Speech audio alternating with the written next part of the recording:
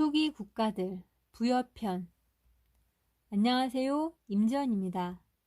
이번 시간에는 철기 문화를 바탕으로 성립된 고조선 이후 초기 국가들 중 부여를 살펴보겠습니다.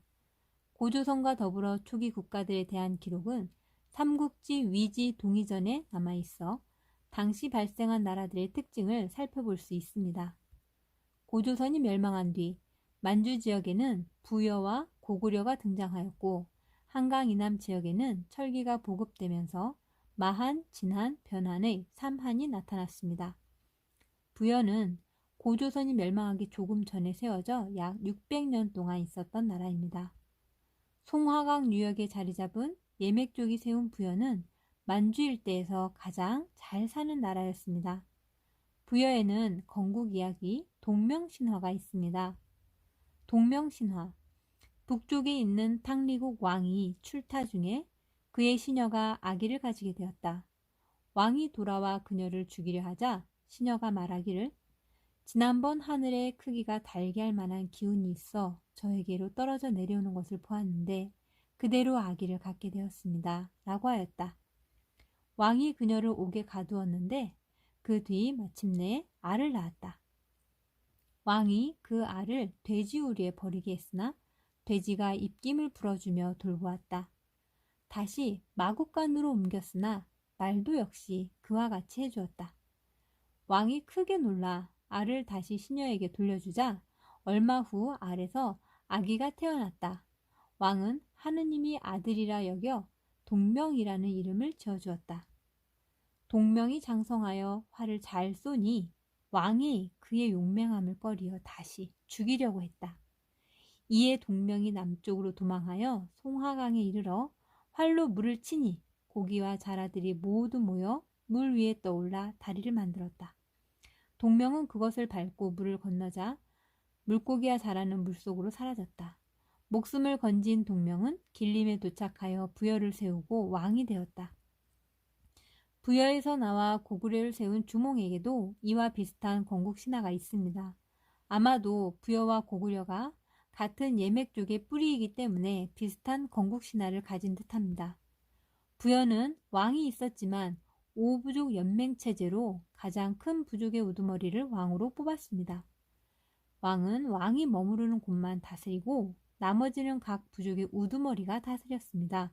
이들을 제가라고 불렀는데 마가 말, 우가 소, 구가 개, 저가 돼지입니다. 목축을 중요하게 생각한 부여는 각 부족 우두머리의 이름을 가축 이름을 따서 지었습니다. 이들이 다스리는 네 지역은 왕이 사는 도읍을 중심으로 연결되어 사출도라 불렀고, 우리나라 민속놀이 윷놀이는 부여의 통치 조직을 놀이로 만든 것으로 보며 유판의 말, 도, 개, 걸, 윷, 모는 관직을 뜻합니다. 평소에는 왕이나 제가들이 힘이 비슷했지만 전쟁 시에는 제가들은 왕의 명령을 받아 전투에 참여해야 했고 왕의 지휘를 받았습니다. 전쟁의 승패는 소를 잡아 발굽으로 점쳤는데 발굽이 갈라지면 흉한 징조로 여겨 전쟁을 멈추고 발굽이 합쳐지면 길한 징조로 여겨 전쟁에 나갔다고 합니다. 제가들은 가끔 회의를 열어 나라의 중요한 일들을 결정했는데 이를 제가회의라 합니다. 제가회의에서는 왕의 선출, 죄인의 처벌, 전쟁의 결의 등이 논의되는데 선출된 왕은 부족 연맹의 대표 성격을 가지기 때문에 제가들이 지지를 처리할 경우 얼마든지 교체될 수 있으며 심한 경우 왕을 처형하기도 했습니다. 부여는 왕이나 귀족이 죽으면 몸종이나 하인들도 함께 묻어버리는 순장이 유행했습니다. 사람이 죽어도 영혼은 불멸한다고 믿었던 고대인들은 이승의 삶이 저승까지 이어진다고 생각했습니다. 그래서 살아있을 때 쓰던 물건들, 껴묵거리와 시중을 들 노비들도 함께 매장했습니다. 많을 경우에는 100명이 넘는 사람이 순장되기도 했는데 종의 생명권을 주인이 가질 정도로 신분제도가 엄격한 사회였습니다. 각 음락에는 호민이 있는데 이들은 하호라고 불리는 사람들에게 일을 시키며 자신은 안락한 생활을 했습니다.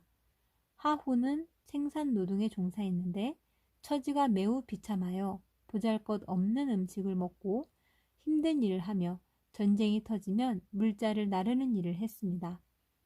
부여 사회는 남성의 지위가 매우 높아서 부인에 대한 정조를 중요시했으며 가늠할 경우 가차없이 사형에 처했습니다.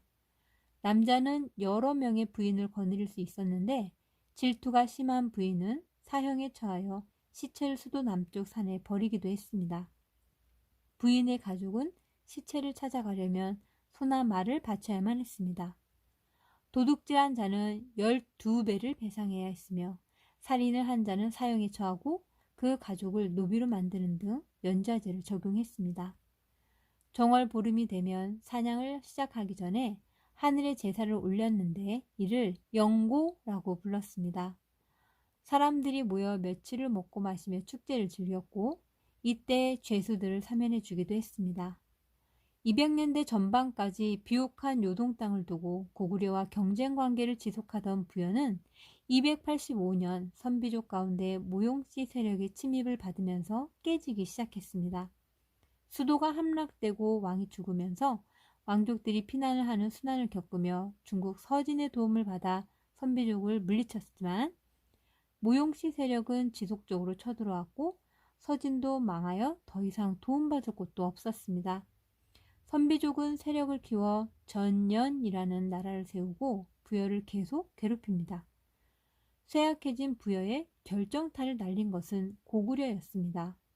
346년 고구려가 부여를 침입하여 부여왕 현이 잡혀가고 5만여 백성들이 포로로 끌려갑니다. 부여 왕실은 도읍 길림을 떠나 서쪽 전연 근처로 쫓겨갔습니다. 이제 부여는 나라를 유지할 힘마저 잃어버렸지요. 410년 고구려 광개토 대왕은 다시 부여를 공격합니다. 왕성이 함락되고 지방 세력가들이 고구려에 투항하면서 부여는 고구려의 속국이 되어버립니다. 457년 부여는 중국 북위에 사신을 보내며 다시 일어서기 위해 노력합니다. 494년 부여 동쪽에서 물길이라는 새로운 세력이 일어나 부여를 침입하자 부여 왕실은 고구려에 투항해버립니다. 당시 고구려는 문자명 왕이 다스리고 있었습니다. 부여 600여 년의 역사가 이렇게 끝이 납니다. 부여는 연맹왕국 체제에서 중앙 집권 국가로 성장하지 못한 데다 세력을 확장해가는 선비족과 고구려 사이에 끼어 나라의 힘을 키울 여력이 없어 망하고 맙니다. 지금까지 부여의 특징들에 대해 살펴보았습니다. 함께 해주셔서 감사합니다.